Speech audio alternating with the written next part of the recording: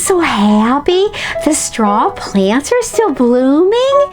It's late for them, you know, but it's been cool. We had a late spring. Phyllis was chatting happily as she and Bluebell were headed out, a basket on their arm.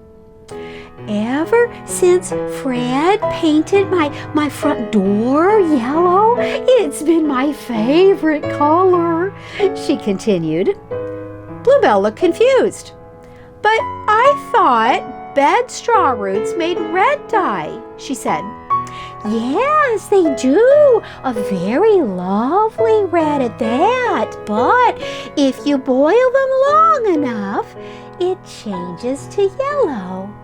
It's magic, a reward for your patience, Phyllis explained. Bluebell smiled. Wow, good to know. I want my wedding dress blue, of course, Bluebell laughed. I'm just really lucky we still have some dried blueberries left from the spring. Mama saved a bag back for dye, just in case, she said. Matilda is always planning ahead, Phyllis nodded in agreement. As they crossed the meadow, they could see a huge patch of the tiny white flowers. I can smell the bedstraw flowers from here. They smell like vanilla. So sweet, Bluebell exclaimed and hurried toward them.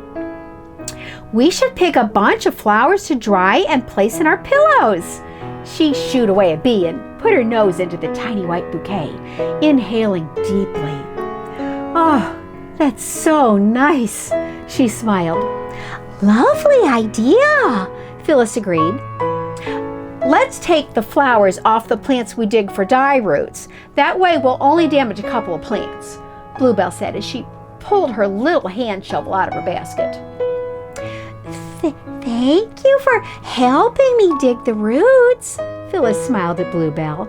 It's fun to be a bride again, she said with a sigh. What was your first wedding like? Bluebell asked as she pulled on a root. Phyllis put her hand to her mouth and nibbled on a nail, a far-off expression on her face. Oh, I was very young and he was very dashing. But alas, he was reckless and took chances. He cared more about his next adventure than coming home to me, she sighed. I did worry a bit about how he would feel if I remarried, but the first time I saw Fred, a red cardinal bird appeared, a spirit bird. I took it as his spirit giving me his blessing to move on. Phyllis was sitting quietly, deep in thought and memory for a moment. Then she smiled up at Bluebell. This time will be different, she grinned. Fred only wants to be home with me. I'm so happy for you, Bluebell said most sincerely. Then she pulled her attention back to pulling on the bedstraw roots. Maybe we need to dig deeper, Phyllis said, taking the spade and digging around the base of the plant. Okay, on 3, let's pull together, Phyllis said as she and Bluebell got a firm grip on the stem. 1, 2, 3. They pulled together with all their might. Then suddenly the root pulled free and they tumbled backwards, dirt flying. They squealed and laughed as they sat up and shook the soil from their prize. Soon their baskets were full of perfumed white flowers, and Phyllis had her dye roots. Let's head back. Albert should have the fire going and the pots boiling for us by now, Bluebell said as she lifted her basket. The two brides-to-be chatted merrily as they headed toward the log circle and the fire pit outside Mother Skunk's front door. As predicted, Albert had 4 pots of boiling water ready and waiting, and Mother Skunk was sitting on one of the circle logs holding her saved bag of dried blueberries. When Mother Skunk saw the two approaching, she ducked inside and came back moments later with 2 long pieces of white cloth folded over her arms. Bluebell and Phyllis sat their baskets down next to Albert's ready pots. Matilda draped a length of cloth over Bluebell's and Phyllis's arm, saying, "Bless this cloth to become the most treasured of all dresses, your wedding dress. May its beauty and memory always be reflected in your eyes and in the eyes of your husband as you gaze on one another for the years to come." Then Mother Skunk teared up with happy tears. Phyllis gave her a big hug.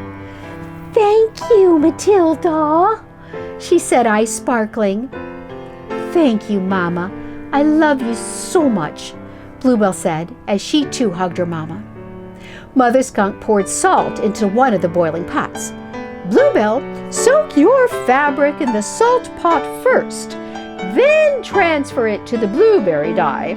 The salt will help the color stick." Then she poured vinegar into a pot. "Phyllis, your cloth needs vinegar for the bed straw flowers. The fabric can be in the mordant while the dye is cooking." Mother Skunk helped to lower the cloth into the pre-soaked pots of fixative.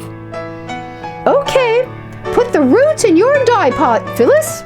And here are the blueberries for your dye pot, Bluebell," Mother Skunk said, handing over the bag. As they boiled, the water began to turn red in Phyllis's pot and a pale blue in Bluebell's. Albert had 2 sticks, one for each pot, and he carefully stirred. "I'll be really careful not to switch the stir sticks," Albert teased, "or you'll both have green dresses." He laughed. "This may take a while," Mother Skunk said, peering into the dye pots. "Would you like a gingerbread cookie and a cup of tea while we wait?" She grinned. "You bake cookies?" Bluebell said with a happy clap. "Of course," Mother Skunk smiled. "It's the dyeing of my daughter's wedding dress." "I'll bring you out a cookie," Mother Skunk called to Albert as they headed inside. "Keep stirring," she encouraged. "Thanks," Albert said with a smile. He was just happy he could do something to help and be included. He had felt honored when Bluebell had asked if he would prepare the dye pots. Albert had finished his cookie and was still stirring as the water turned a darker blue in one and began to turn orange in the other. He ran to the front door and called in, "It's starting to turn yellow. Do you want to watch?" The ladies jumped up from the kitchen table and scampered outside. They were excited as they all stood around the pot and watched as the dark red blushed orange and then, as if by magic, became an even brighter yellow. "Oh, it's beautiful!" Phyllis exclaimed with delight. "Time to put in the cloth," Mother Skunk declared as she carefully lifted Bluebell's cloth from the salt water with a stick. "Let it drip and cool enough to wring it out, then lower it into the blueberry dye." Then, with a new stick, they repeated this process for Phyllis, lifting her fabric from the vinegar to transfer it to the yellow bed straw. The color began to transform the cloth into a beautiful blue and a lovely, vibrant yellow. Mother Skunk put her arm around Bluebell as they watched, and Albert stirred. "You will be such lovely brides," she said dreamily as she imagined the cloth becoming their wedding dresses. "Who's cooking blueberries? It smells so good!" They all turned to see Charlie scampering out the front door. He ran up to the pots and peered in, expecting to see lunch. He wrinkled his nose and looked up disappointed. Everyone giggled. "We're dyeing cloth for our wedding dresses, sweet one," Bluebell explained. "Well, I'm hungry," Charlie pouted. "There are gingerbread cookies in the cupboard," Mother Skunk said with a wink as she patted him on the head. "Yippee!" Albert shouted and ran back inside as they all laughed. "I think we should let the fire burn out and the pot simmer down to cool," Mother Skunk said as she lifted a section of cloth with a stick. "The color looks good," Bluebell agreed. Once it's cooled, we could use more hands to stretch it out and hang it to dry, Mother Skunk said as she imagined them trying to handle the long pieces. I'll run to get Clara, Albert offered. Yes, thank you, Bluebell smiled.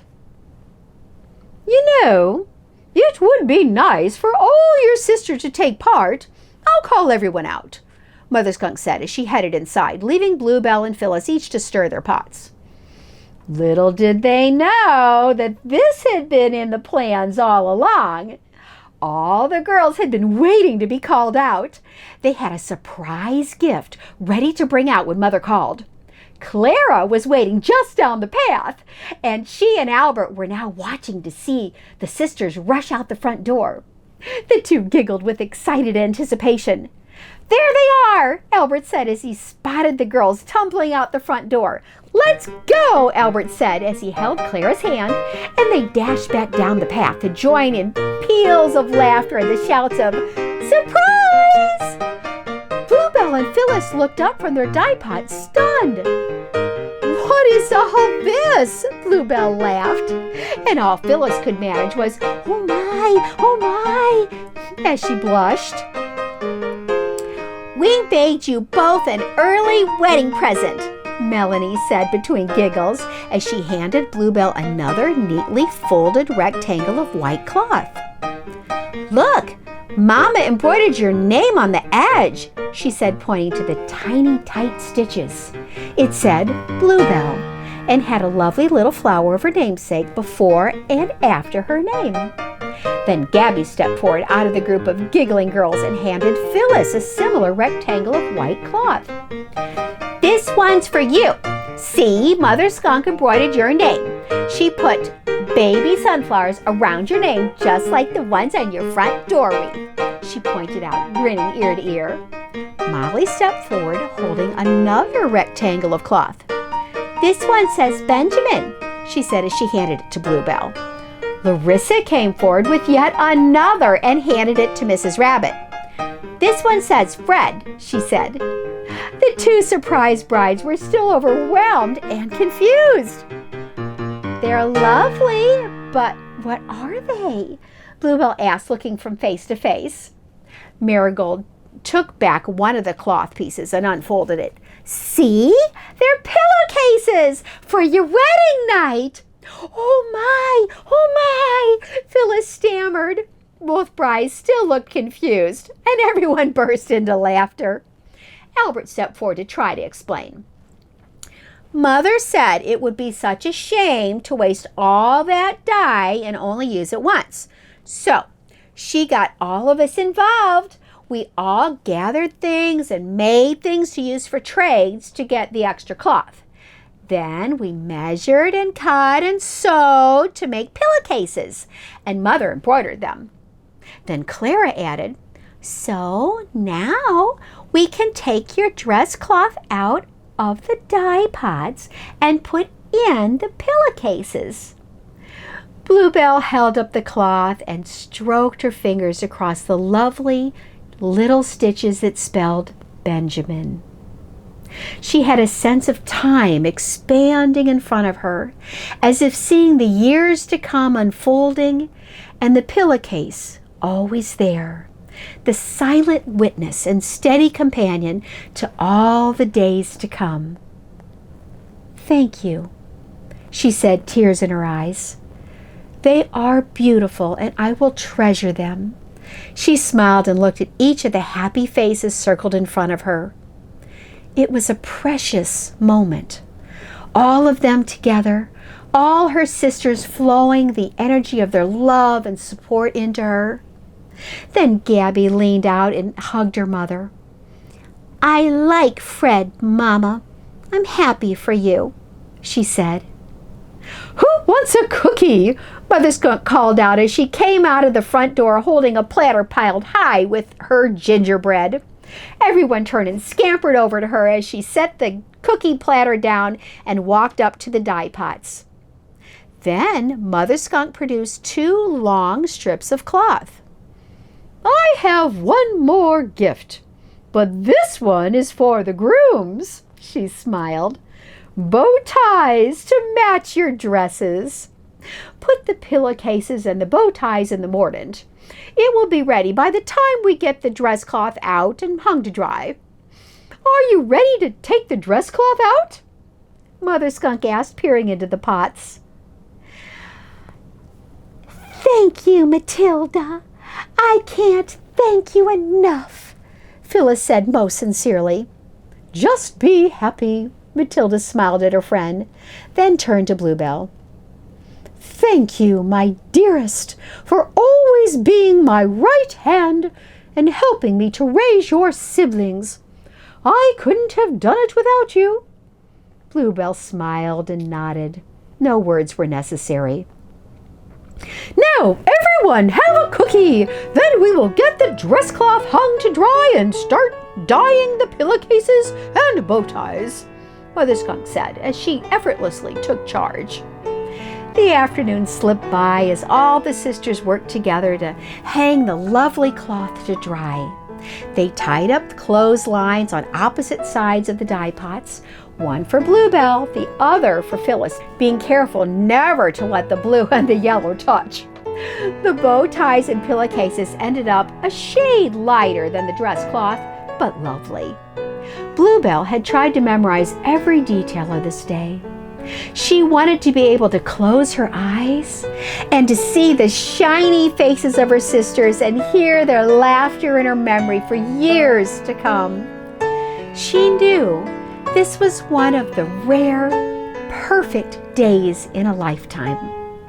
By evening, the lovely cloth was almost dry, and a cool breeze was making it ripple and dance on the clothesline. Benjamin, Fred, and George had joined them and were helping Albert get the fire going again. The pots had been emptied, the spent dye poured out, and they were washed and ready to use again. Let's make stew, Albert offered as he poured water into the pots. Need some help? Bluebell called over to them. No, us men folk are cooking tonight, Fred called back with his big toothy grin. It wasn't long before Nicholas and Frank came out carrying onions. Then Ricky offered to run to the rabbit's garden to bring back carrots and peppers, taking George and Henry with him. Timothy busied himself chopping hosta greens, and before long, the whole family was gathered around the merry little fire as the stew pot filled. That smells so good. My tummy is growling, Charlie said, peering into the pot. This looks better than dye, he added, and everyone giggled. When the stew was ready, they brought out bowls and Albert ladled everyone a steamy, delicious serving. Nicholas had taken over the fire, adding sticks as needed. They all sat around the log circle to eat and visit. Phyllis leaned in to whisper to Fred. I hope you like the color yellow. I don't know your favorite color. She gazed up at him, smiling sweetly. Fred leaned into her so his shoulder nudged hers and said, I don't have a favorite color. It's pretty much whatever you're wearing. Phyllis smiled, eyes sparkling. Will you wear the bow tie for a wedding?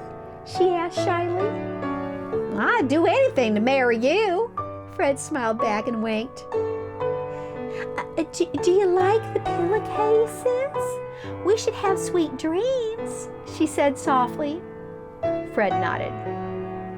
I could never remember my dreams, but I assume you're always in them. Oh my, Phyllis giggled. Fred set down his stew bowl, took the bowl from Phyllis and set hers aside as well. Then he held both her hands and looked into her eyes, saying, If you knew how much I think about you, I would be very embarrassed. Then he winked at her, lifted her hands, and kissed the back of them. Benjamin noticed Fred kissing Phyllis's hands from across the circle and nudged Bluebell.